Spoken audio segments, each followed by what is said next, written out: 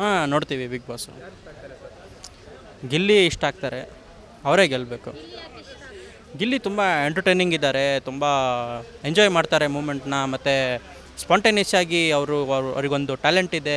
ಅವ್ರು ಕಾಮಿಡಿಯೂ ಆಗಿರೋದ್ರಿಂದ ಅವರಿಗೆ ಸ್ವಲ್ಪ ಎಂಟರ್ಟೈನ್ ಮಾಡಿ ಆ ಆಡಿಯನ್ಸ್ಗೆ ಹೇಗೆ ಗೆಲ್ಲಬೇಕು ಅಂತ ಗೊತ್ತಿದೆ ಅವರಿಗೆ. ಸೊ ಒಂದು ಶೋ ಅಲ್ಲಿ ಏನು ಬೇಕೋ ಅದನ್ನು ಅವ್ರು ಮಾಡ್ತಿದ್ದಾರೆ. ಸೊ ಅವ್ರು ಗೆಲ್ಲಬೇಕು. ಅಲ್ಲಿ ಬಿಗ್ ಬಾಸ್ ಮನೆ ಒಳಗಡೆ ವ್ಯಕ್ತಿತ್ವದ ಆಟ ಅಂತ ಹೇಳ್ತಾರೆ.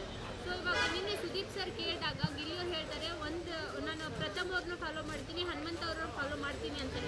ಸೊ ಅವರಿಬ್ಬರನ್ನ ಪ್ಲೇ ಮಾಡಿದ್ರೆ ಅವ್ರ ವ್ಯಕ್ತಿತ್ವ ಎಲ್ಲಿ ಉಳಿಯುತ್ತೆ ಅನ್ಸುತ್ತೆ ಸರ್ ನಿಮಗೆ? ನೋಡಿ, ಅಲ್ಲಿ ಅವರು ಈಗ ಎಲ್ರಿಗೂ ಒಂದೊಂದು ಫಾಲೋವರ್ಸು, ಎಲ್ಲರೂ ಒಬ್ಬೊಬ್ರು ಫಾಲೋವರ್ಸ್ ಇರ್ತಾರೆ. ಈಗ ನಾನು ಹೇಳ್ತೀನಿ, ನನಗೂ ಯಾರೋ ಇಷ್ಟ ಆಗ್ತಾರೆ. ಸೊ ಅದರ್ಥ ಅದೆಲ್ಲ ಅವರು ಅವ್ರ ವ್ಯಕ್ತಿತ್ವನೇ ಚೇಂಜ್ ಮಾಡ್ಕೊಂಡವ್ರಾಗಿದ್ದಾರೆ ಅಂತಲ್ಲ. ಯಾಕಂದರೆ ತುಂಬ ಡಿಫ್ರೆನ್ಸ್ ಇದೆ. ನೀವು ನೋಡಿದರೆ ಗಿಲ್ಲಿ ಆಟ ಸ್ಟಾರ್ಟ್ ಮಾಡಿದಾಗಿಂದ ನೋಡ್ಬೋದು, ಅವರು ಎಲ್ಲಿ ಅವ್ರ ಪಾಯಿಂಟ್ ಹೇಳಬೇಕು ಅಲ್ಲಿ ಪಾಯಿಂಟ್ ಹೇಳಿದ್ದಾರೆ. ನಿನ್ನೇನೋ ಅಷ್ಟೇ ಅವ್ರು ಎಲ್ಲಿ ಜಗಳ ಮಾಡಬೇಕು ಅಲ್ಲಿ ಜಗಳ ಆಡ್ತಾರೆ. ಅವ್ರು ತಮ್ಮ ವ್ಯಕ್ತಿತ್ವ ಎಂದು ಆ ಥರ ಮುಚ್ಚಿಟ್ಕೊಂಡಿಲ್ಲ. ಬಟ್ ಎಲ್ರಿಗೂ ಒಂದೊಂದು ಈ ಥರ ಇನ್ಸ್ಪಿರೇಷನ್ ಇರುತ್ತೆ, ಯಾರಿಗೊಬ್ರು ಲೈಕ್ ಮಾಡ್ತಾರೆ ಆ ಥರ ಅವ್ರು ಹೇಳಿರ್ಬೋದು ಅಷ್ಟೇ. ಬಟ್ ಅವರು ಎಂಟರ್ಟೈನಿಂಗ್ ಇದ್ದಾರೆ. ಸೊ ಅವ್ರ ಒರಿಜಿನಿಟಿ ಹೋಗಿದೆ ಅಂತ ಎಲ್ಲೂ ಅನಿಸಿಲ್ಲ. ಇವಾಗ ಫಿನಾಲೆ ಒಳಗಡೆ ಯಾರ್ಯಾರು ಇರ್ಬೋದು ನಿಮ್ಮ ಪ್ರಕಾರ? 5 ಜನ. ಗಿಲ್ಲಿ ಇರ್ಬೋದು, ರಕ್ಷಿತಾ ಮತ್ತು ಇರ್ಬೋದು, ಅವರೆಲ್ಲ ಇರ್ಬೋದು.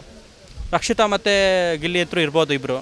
ಮಿಕ್ಕಿದ 3 ಜನ ಅಷ್ಟೊಂದು ಶೋರ್ ಇಲ್ಲ. ಬಟ್ ಇವರಿಬ್ಬರು ಅಂತೂ ಇದ್ದೇ ಇರ್ತಾರೆ ಟಾಪ್ 5ಅಲ್ಲಿ. ನಿಮಗೆ ಕಪ್ ಗೆದ್ರೆ ಇವರೇ ಗೆಲ್ಲಬೇಕು, ಅವ್ರನ್ನ ಬಿಟ್ಟು ಬೇರೆ ಯಾರಾದರೂ ಗೆದ್ರೆ ಅದು ಅನ್ಫೇರ್ ಅಂತ ಅನ್ಸಿದ್ರೆ ಯಾರು ಕಮ್ಮಿ? ಕಪ್ ಗೆದ್ದರೆ ಗಿಲ್ಲಿ ಗೆಲ್ಲಬೇಕು. ಯಾಕಂದರೆ ನಾನು ಹೇಳ್ದಂಗೆ ಗಿಲ್ಲಿಯವ್ರದ್ದು ಒರಿಜಿನಿಲಿಟಿ ತುಂಬ ಕಾಣಿಸ್ತಿದೆ. ಮತ್ತು ಅವರು ತುಂಬ ಎಂಜಾಯ್ ಮಾಡಿದ್ದಾರೆ ಮೂಮೆಂಟ್ನ. ಮತ್ತು ಅವ್ರು ಎಲ್ಲಿ ಜಗಳ ಆಡಬೇಕು, ಎಲ್ಲಿ ಪಾಯಿಂಟ್ ಬಂದಿದೆ ಅಲ್ಲಿ ಅವ್ರು ಪಾಯಿಂಟ್ ಇಟ್ಟಿದ್ದಾರೆ. ಸೊ ಅವ್ರು ಗೆದ್ದರೆ ನಂಗೆ ಫೇರ್ ಅನಿಸುತ್ತೆ. ಅವ್ರು ಗೆದ್ದಿಲ್ಲ ಅಂದರೆ ಡೆಫಿನೆಟ್ಲಿ ಅನ್ಫೇರ್ ಅನಿಸುತ್ತೆ. ಇವಾಗ ಸೀಸನ್ನಲ್ಲಿ ಬಿಗ್ ಬಾಸ್ ಎಲ್ಲ ನೋಡಿದ್ರಾ? ಅಂದರೆ ಹಿಂದಿನ ಸೀಸನ್ಸ್ ಎಲ್ಲ ನೋಡಿದ್ರಾ? ಹಾಂ, ನೋಡಿದ್ದೀವಿ. ಆ ಸೀಸನ್ಗೂ ಈ ಸೀಸನ್ಗೂ ಕಂಪೇರ್ ಮಾಡಿದ್ರೆ ಯಾವ್ದು ಬೆಸ್ಟ್ ಅನಿಸುತ್ತೆ ನಿಮಗೆ? ಸೀಸನ್ ಇದೇ ಬೆಸ್ಟ್ ಅನಿಸುತ್ತೆ. ಯಾಕಂದರೆ ಈ ಸೀಸನಲ್ಲಿ ತುಂಬ ಲೈಕ್ ಮೊದಲಿಂದ ನೋಡಿದ್ರೆ ರಕ್ಷಿತ್ ಅವ್ರ ಕನ್ನಡ ತುಂಬ ಇಷ್ಟ ಆಯಿತು. ಅವ್ರೊಂಥರ ಪುಸ್ತಕೀಯ ಭಾಷೆ, ಮಂಗಳೂರು ಭಾಷೆ, ಅದನ್ನು ಕೇಳೋಕ್ಕೆ ತುಂಬ ಚೆನ್ನಾಗಿ ಅನ್ನಿಸ್ತು. ಸೊ ಗಿಲ್ಲಿ ಅವ್ರದ್ದು ಎಂಟರ್ಟೈನ್ಮೆಂಟ್ ತುಂಬ ಚೆನ್ನಾಗಿ ಅನ್ನಿಸ್ತು. ಅವ್ರು ಯಾವಾಗ ಬೇಕೋ ಅವಾಗ ಕಾಮಿಡಿ ಮಾಡ್ತಿದ್ರು. ಮತ್ತು ಅದ್ರ ಜೊತೆಗೆ ಕೆಲವೊಂದು ಜಗಳ ಆಯಿತು ನಡುವೆ. ಆ ಜಗಳ ಕೂಡ ನೋಡೋಕ್ಕೆ ಚೆನ್ನಾಗಿತ್ತು. ಆಮೇಲೆ ಸೂರಜ್ ಅವ್ರು ಬಂದರು ಮಧ್ಯ. ಸೂರಜ್ ಅವ್ರದ್ದು ಮತ್ತು ಇಂಟ್ರಾಕ್ಷನ್ ಚೆನ್ನಾಗಿತ್ತು. ಆವಾಗ ರಾಶಿಕಾ ಅವರಿದ್ದರು. ಸೊ ಆ ಇಂಟ್ರಾಕ್ಷನ್ ತುಂಬ ಚೆನ್ನಾಗಿತ್ತು. ಆಡಿಯನ್ಸನ್ನು ಕ್ಯಾಪ್ಚರ್ ಮಾಡಿತ್ತು ಆ ಮೂಮೆಂಟ್ಸ್ ಎಲ್ಲ. ಸೊ ತುಂಬ ನೋಡೋಕ್ಕೆ ಸಿಗುತ್ತೆ. ಪರ್ಸನಾಲಿಟಿ, ವ್ಯಕ್ತಿತ್ವ ತುಂಬ ಗೊತ್ತಾಗುತ್ತೆ ಇಲ್ಲಿ ಅಂತ ಅನಿಸುತ್ತೆ. ಈ ಬಿಗ್ ಬಾಸ್ ಮುಗಿದು ಹೋದ್ಮೇಲೆ ನೀವು ಈ ಮನೆ ಒಳಗಡೆ ಮಿಸ್ ಮಾಡ್ಕೊಳ್ಳೋದು ಯಾವ ಪರ್ಸನ್ನ?